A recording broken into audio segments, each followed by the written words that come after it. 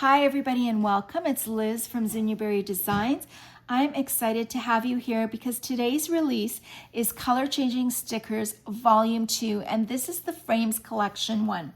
Yes, there will be a Frames Collection 2 in the future that I think that you're really going to enjoy. If you are new here, these Color Changing Stickers Volume 2 and what I recently released, Volume 1, which was the Endless Sticky Notes, which there's a video down below for you to take a look at, are for Noteful only. Just to let you know, this will not work in any of the other note-taking apps. This is for Noteful only. So let's take a look at the Frames Collection 1 and what you're going to get. You're going to get this lovely sticker book in landscape view that is hyperlinked to everything that you need in here. And I listened to what you all had requested from me, and so I've taken my frame bases and my textures and my plaids and my overlays, and I've stretched them out onto the frames to fit perfectly so you don't have to do the work. Let's take a look at what the bases are. We've got two portrait bases. One is more like a Polaroid base and one is a plain base. They have a beautiful drop shadow with black on one side, and there's a little bit of a white edge as well that kind of makes it look like a picture frame. You also will get a landscape base with the Polaroid look and a plain landscape base. And of course, two square bases, one with drop shadow that you can see on the inside and one that does not have drop shadow on the inside, but does have drop shadow in a different way on the outside. So there are so many options for you. So let's take a look at everything that is included.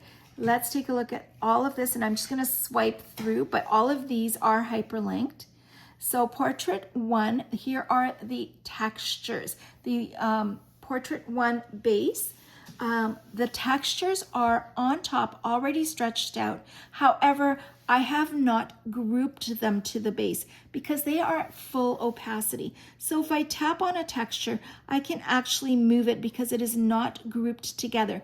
And if you are familiar with Noteful, you can lasso and group items together. And so I have purposely left these textures ungrouped so that once you decide your colors, you can decide, press the style button and decide the opacity of them. And they look far, far better when you slide those opacities down. They reveal that texture that is there.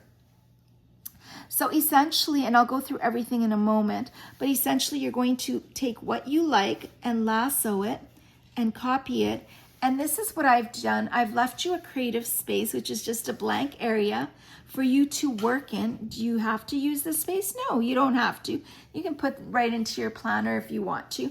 But I like to have this space so that I can work with my frame in here and get it to be exactly what I want it to do. If I'm using this for a photo, I would bring my photo in, and then I would pick from my photo the colors that are available and then change out the color to suit the photo to make it look really nice. So I'll just, even though this is not attached, if I lasso them and press the style button, I can change out that color very easily, or I can use the eyedropper tool and pick from my photo a color. And so now I'm just going to move it a little bit darker. So now if this is the color that I want, I can now tap on that outer layer and press the style button, take the opacity all the way down and up to where I think I'm going to like it. And once I like the color and the opacity, I will then group those layers, and then I will add my photo underneath, and then I can group everything together and put it into my planner. So that is just a quick little lesson on how to use these frames. So again, we've got all these lovely textures, and these textures down here are solid, so you can't see the color underneath. However, when you take the style tool and drop the opacity, you can see the beautiful color underneath and how that texture pops up. Let's go through and scroll through and see everything that we get. And get a set of plaids and overlays, which are just all kinds of different things, numbers and geometric shapes that just enhance those frames. And you get 2 sets of those overlays.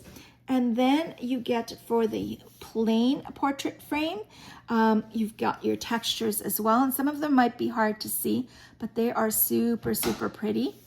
And you get 2 sets of overlays, page 1, overlays 1, and overlays 2. Same idea for the landscape picture frames. You've got your textures for them and your plaids. And not all of the textures and plaids are the same for all of the frames. I've kind of mixed and matched everything. And you get 2 sets of overlays, overlays 1 and overlays 2. I love this one with the numbers because if you just tap on it and press it down, I like when it is just, the opacity is way down. I think it makes a really pretty frame. And then we've got our plain landscape with textures and 2 sets of overlays. And some of the overlays do have some plaids on them. Then we move into our 2 bases for our square frames. And what I've done here is a little bit differently than the other ones. I've got base 1 at the top and base 2 at the bottom. And these are the textures. Now you can take, if you like this texture, but you want it on base 1, you can definitely tap on that texture and move it to base 1 if you wanted to do that. So I've kind of halfway done the work for you on these square ones. And so here is base 1 and base 2 with overlays. You've got 1 set of overlays, 2 sets of overlays, and 3 sets of overlays. Now these are really funky, but they are so much fun. These are solids, so you can keep them as solids if you want to, but depending on the color down below, they look super, super cool. If I tap on this one, I wonder if this one will work for me, and take the opacity to where I want it. And now I'm gonna change it to like a really bright color. So this is pink, and it just looks so neat if, you know, changing it out. I really like it. So you could play around with it, whatever way that you want to do them. You can keep them as solids, or you can change the background colors and the opacity on them to make them look super different. So I was having fun with these, so I thought I would include overlays 3 for this set. Here's what else you're going to get. If I flip over, you're going to get some word art in white and in black to put on your photos. That is just so much. They're like little photo overlays, and they're just so much fun to use. Now, I've created a set for you, but by no means is this the only thing that you need to use. This is an inspiration for you to take a couple of fonts that you really love and put them together and add different words. You can put them in different orientations, across, down, in little squares. I'm happy to have made these for you, and I probably will make more along the way, but yes, take your creativity and run with it. And of course, we've got our creative space where we can take what we need from wherever we are and put it in here and work with it. And I think that is it for this color changing sticker book. It is absolutely loaded. It is a lot of fun. It's easy to work with. Again, if I take my portrait base and I just want a plain one, I can just take a plain one. I don't have to put anything on top of it. It could just be different colors if I want to. But let's say I take this one. I love it. I can go to my creative space at one tap of a button, paste it into place. I can't see the color yet, so I'm going to take my opacity down, and now I'm going to play around with my colors. It is just so much fun to do. Let me show you some of the things that I've created with these stickers. So here is the square base number 1 that I have used with the the overlays on them already in a color palette of pink and brown as my weekly layout. How much fun is that? I've just made my Monday and Tuesday match the color palette, and I've started to add some stickers to it. So yes, think outside of the box. You can definitely use these for photos. That's what they're made for, but you can also use them in your planning pages.